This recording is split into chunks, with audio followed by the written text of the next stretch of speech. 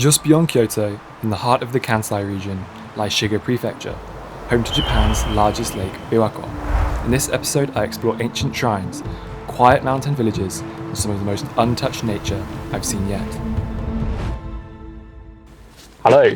First of all, thank you for clicking on this video. My name is Stephen, and welcome to the channel. So my plan is to see the most unique and authentic parts of Japan. So I bought a camper van, and I plan to explore Japan one prefecture at a time, going through all 47 prefectures, but also learning and studying about each place and how the history has shaped the place to be what it is today. So please subscribe and follow along for the journey.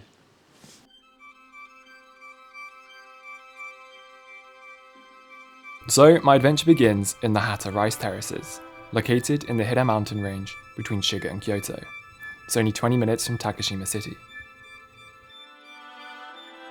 This place dates back to Japan's earliest periods, the Jomon and Yayoi era, where rice cultivation was first introduced. It was here in places like Hata that Japan's foundations were laid.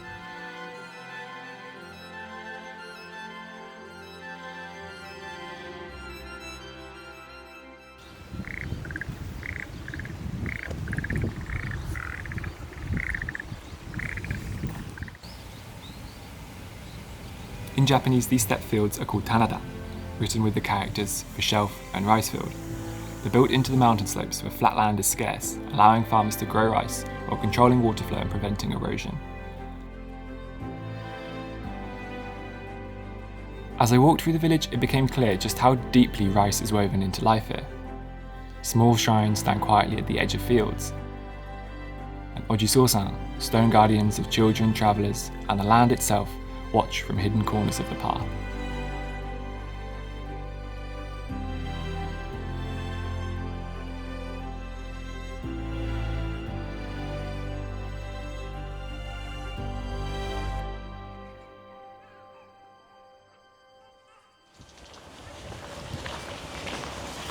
So I just spotted this shrine on the side of the road as I was coming out of Kata, the amazing beautiful rice fields that we just saw. And I thought, why not just go check it out and see how it looks. It literally just looks so mysterious.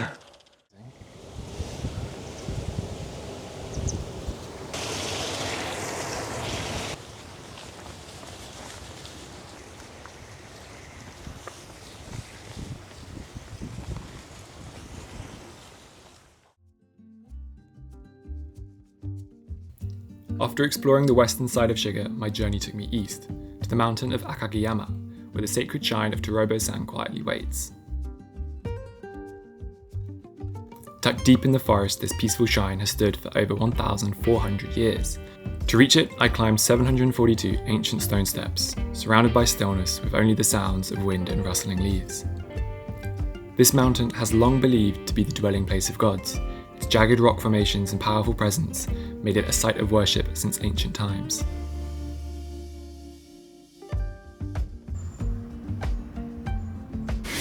These stairs are literally never ending.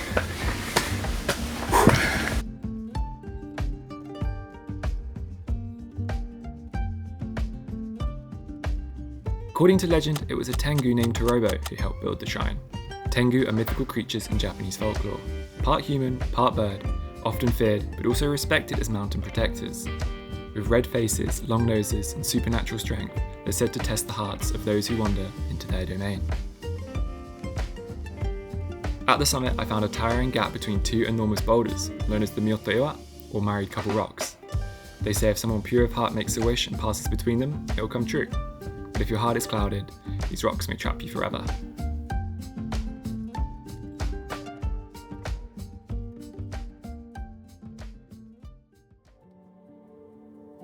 After Tarobo-san, I headed into the Suzuka Mountains. No real plan, just chasing quiet roads and a bit of stillness. Not long into the drive, I came across Eigenji Dam.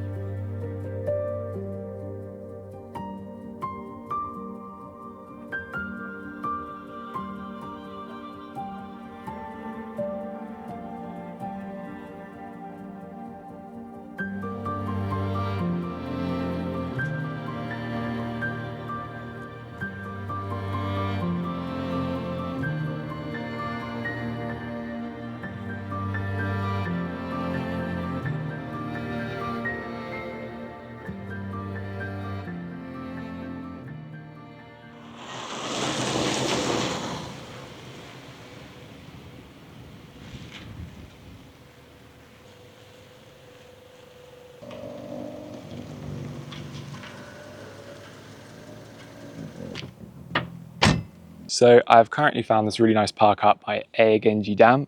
There's a beautiful river. I'm in the Suzuka Mountains, like what more can you want?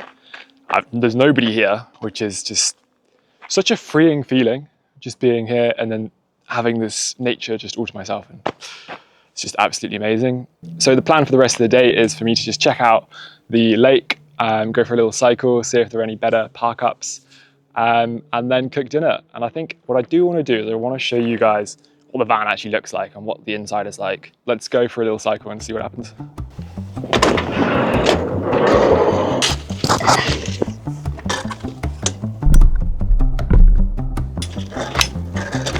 You're so tired 'cause you got up in the morning, and you're not a morning person, but you understand the virtues of not knowing what goes on when everyone has gone to sleep.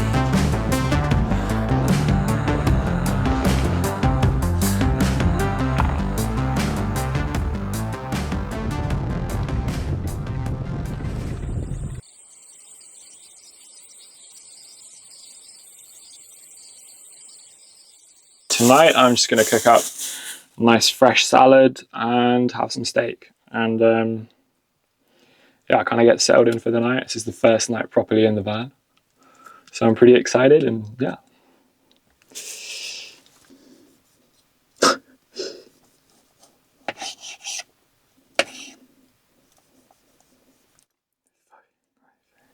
This knife, bro.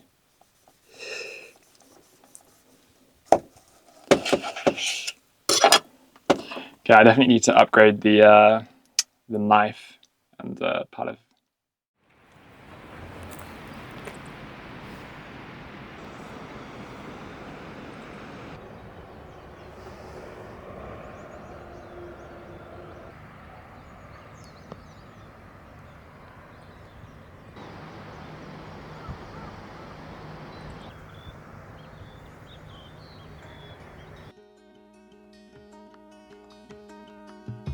So after enjoying the views at Eigenji Dam, I decided to head deeper into the Suzuka Mountains. As I headed down the winding paths, I came across a small village called Hata.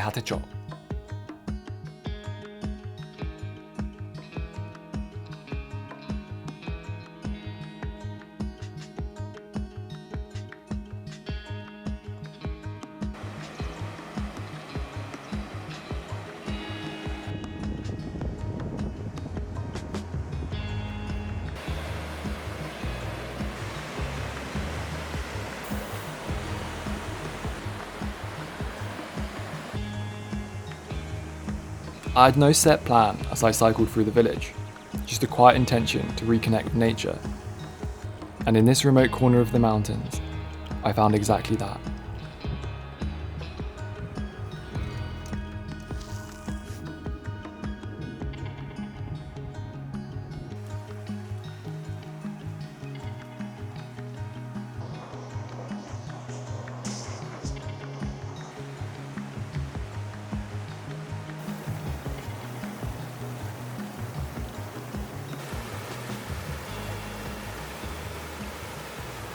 What a place I am at. I'm currently deep in this beautiful gorge river area. The water is like crystal clear. It is so beautiful. I've just kind of been exploring the area, taking some photos. But yeah, I mean, check out this place. This is just absolutely beautiful. So where I'm at is right between two prefectures. It's a mountain range called the Suzuka Mountains, right next to Shiga Prefecture and Miyagahama Prefecture. It's created these mountains and these rivers just run straight through it. And look at all these rocks. It is so beautiful. Anyway, I'm gonna go head back to the van and get some lunch. The next day, I headed back to the shores of Lake Biwa, to the town of Omihachiman.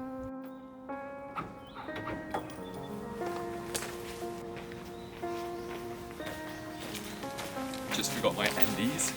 Nice one. Located on the east side of Lake Biwa, Omihachiman became a major trading hub during the late 1500s and Edo period. Its position was perfect. Goods flowed in from the Japan Sea through the north of Lake Biwa, and it sat right along the Nakasendo, one of Japan's main travel and trade routes connecting Kyoto and Edo.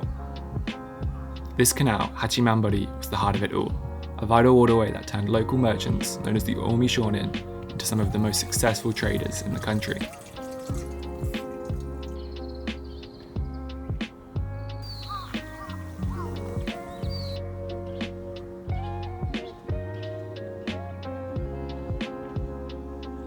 Today the water still runs through the town, lined with white hordes of storehouses and old merchant homes, a peaceful reminder of the town's golden age.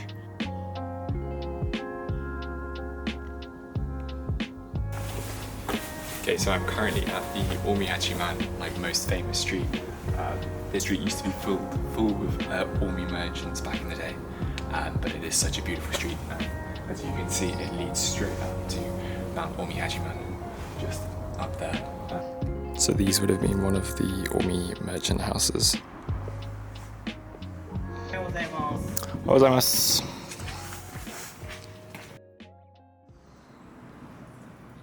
Before heading up to Hachiman-yama or Mount Hachiman, I stopped at the Hachimangu Shrine. Across the grounds, colourful koi streamers swayed in the breeze. They're flown in early May for Children's Day, or originally celebrated as Boys' Day on May the 5th.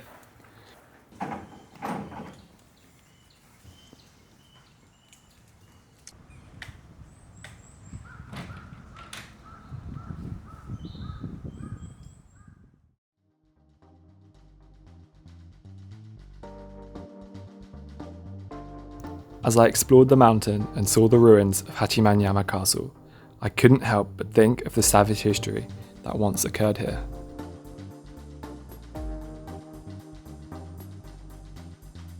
It was on this mountain that Toyotomi Hidetsugu once ruled, nephew to Toyotomi Hideyoshi, Japan's great unifier, and once named his heir. He built a grand castle on this very mountain and turned Omihachiman into a thriving centre of power and trade.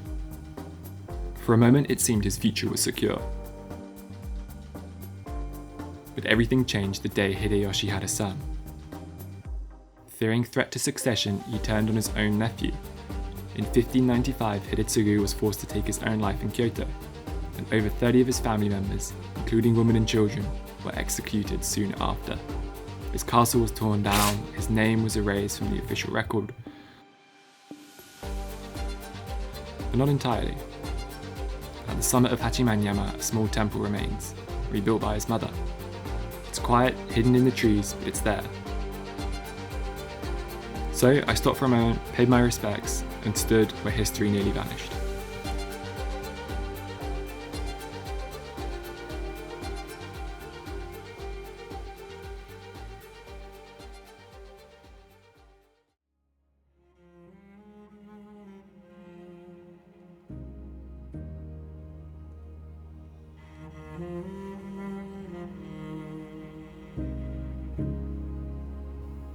After exploring Omihachiman's historical places, I wanted to find a peaceful open space to relax, train and study. So I headed to Miyagahama Beach to catch some sun, hit a workout and do some Japanese study. It's because of these small consistent actions that compound to great results.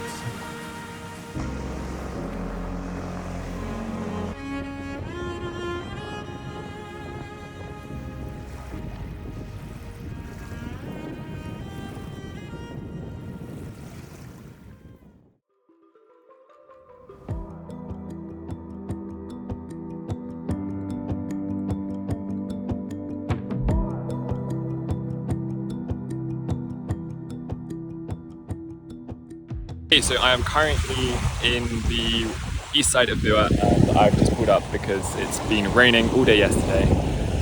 So I've just set the camera up, going for a long exposure time lapse and let's see how it'll look. But the weather has been pretty rainy, windy all day and it's caused these crazy beautiful clouds as you can see on the mountains. So I just really want to get that movement of the clouds over the mountain. I think it's going to look so sick. So yeah, I'm just trying to hide from the wind.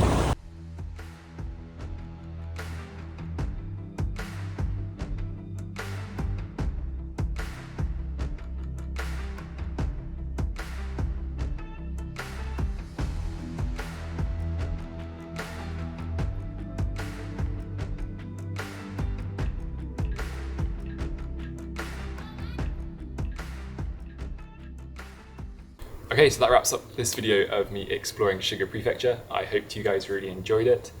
Please leave a comment for some feedback and let me know what you think I could improve on or do better. Also, a big shout out to Ryan Bednar, who's also making these really great van life travel videos. So you should definitely check him out. He's inspired me to create some of these videos myself. I'll put a link in the description. I'll catch you guys in the next video. In next week's video, I continue my journey through Shiga, exploring Hikonejo, one of Japan's last original castles.